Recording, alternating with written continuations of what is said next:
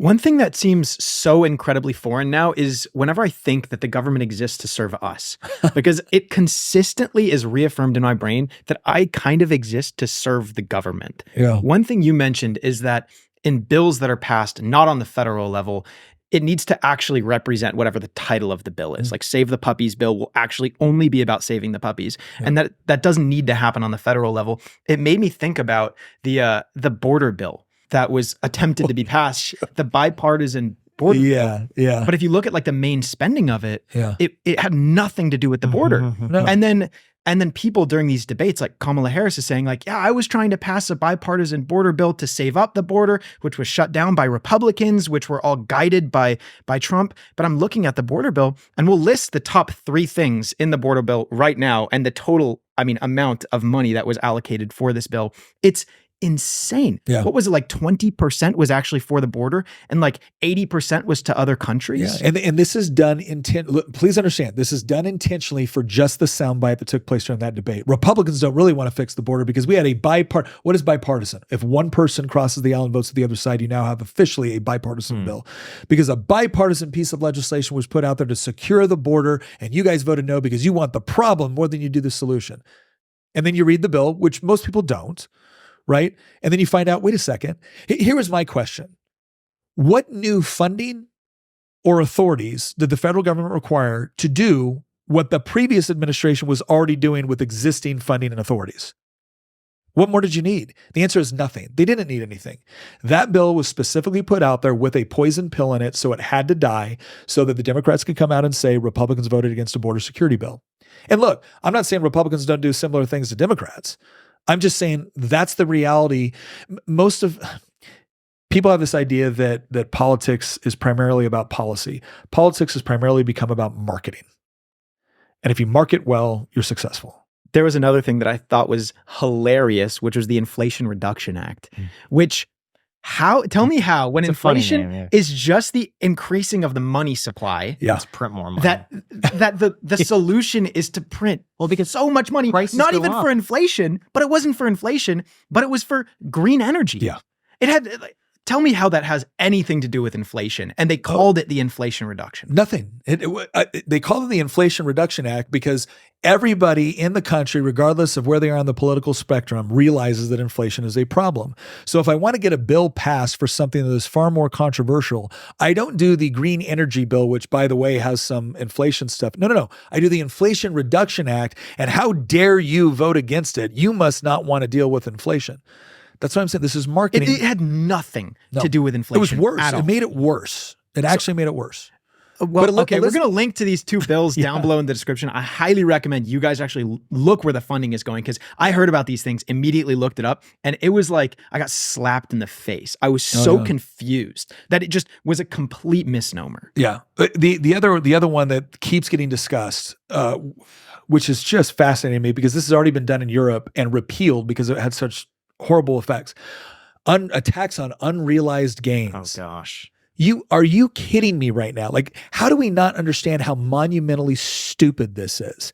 And part of the reason why we don't understand how monumentally stupid it is because we have a public school system that has no incentive to train kids to actually understand how monumentally stupid it is. Because when the government's running your education system, trusted to teach kids that the government is your buddy and it's here to help. You guys know this, but you guys could explain this better than I can, but let me give it a shot.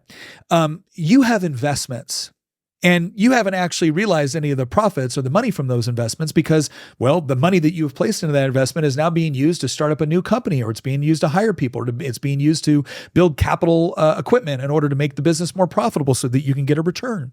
So you used your labor in order to make money. And instead of just going and spending that money on a yacht, you decided to reinvest that labor so somebody else could use the money that you had at that particular time, right? Because there's a time preference, in order to build something that is beneficial for the employees, for the customers, and for you as an investor. What we're now going to say is, you know what? You're too successful as an investor because you have this much money in net assets. So what we're going to do is we're going to force you to pay a tax. So what do you have to do now? You have to liquidate assets into a money-making venture which businesses and employees depend upon in order to give the money to who? The federal government. And what would this wonderful unrealized gains tax actually do after, of course, it's destroyed businesses, destroyed opportunities, and run away the investor class? What would it do then? It would pay for 3 days of federal government spending. Well, thank God, Kamala. Can't thank you enough for that. France lost somewhere in the neighborhood of like 20% of its millionaires. Don't quote me on that actual percentage. It was a significant portion of their millionaires left the country, because then the question became, well, if you're taxing unrealized gains, what is that? Is it stock? Is it real estate? Is it art? Like what all is included in this? And then how do we constantly go and assess that? Like, this is an actual nightmare, even for the tax assessors, on trying to determine what the relative wealth is of a bunch of assets that, especially for something. What about unrealized losses too? Oh, yeah. Does that only go against unrealized gains? And on top of that, Yeah. I think the frustrating part for me is I saw this TikTok this one time, which usually get off TikTok. It's not good for you. But I saw a TikTok that was really funny. And it was this girl that was complaining. She's like, okay, so I make money. The money is taxed. I spend money. The money is taxed. I want to invest money. The money is taxed. There is taxing along every single step. And yet it's still not enough. Here's let me really piss you off. We had a bill in Virginia. We've had it a couple different years where we were going to lower the tax rate. So, and we lowered it across the all three levels. We have like three levels of taxation in Virginia. So our Democrat friends get up and say, you want to lower taxes for the wealthy. Okay. If you're lowering taxes across all income brackets, and the vast majority of taxes are paid by the top 20% of the population, vast majority, right? A net, like all the taxes are paid by the top 50%, but the top 20%, they're paying all of it. So if you're going to do a tax cut, well, then by definition, the people paying taxes are going to realize the largest gain as a result of that. But that wasn't good enough. They wanted a tax cut for the people that needed it the most. So you mean the net beneficiaries of tax spending? Okay, that's not a tax cut. That's more government spending. But you've now shaped it as a tax cut. Now here was the worst part, because they're like, people living off of $20,000 a year. Can I just say something right now?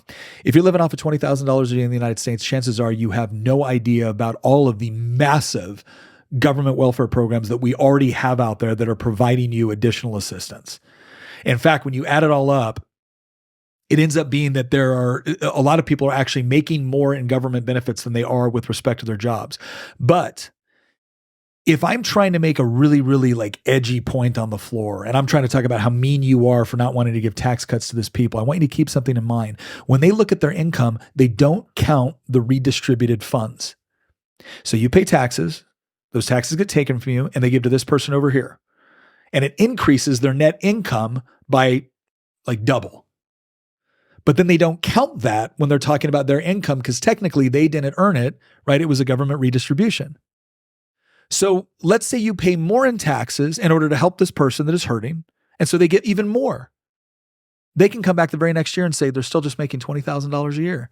It doesn't matter that actually, no, they're clearing over $45,000 now as a result of, you getting taxed more. They don't even count that into the equation because we're just looking at income. And so what it does is it gives them the ability to vilify taxpayers. And the moment you say this is too much, you're greedy. Why don't you want to help people? They don't even give you credit for the help you're already doing. Why isn't there a flat tax? It seems like that would be a very simple solution that I've never spoken with a person who's been not in favor of a flat tax. It just seems very easy to implement. Well, because the moment you say it would be very, I don't even think it's the fairest form, but I do think it would be a vast improvement over what we currently have, because the rich would still pay more. The biggest problem that you're going to get is that if any sort of flat tax scheme that you come up with is either going to drastically increase taxes on poor people, which is really bad political marketing, or it won't be sufficient to fund the existing federal bureaucracy. And there's a very cynical saying in politics, which is nobody ever lost an election by spending too little. And so the more federal dollars you're spending to something, the more constituencies you're creating that are dependent upon those federal dollars.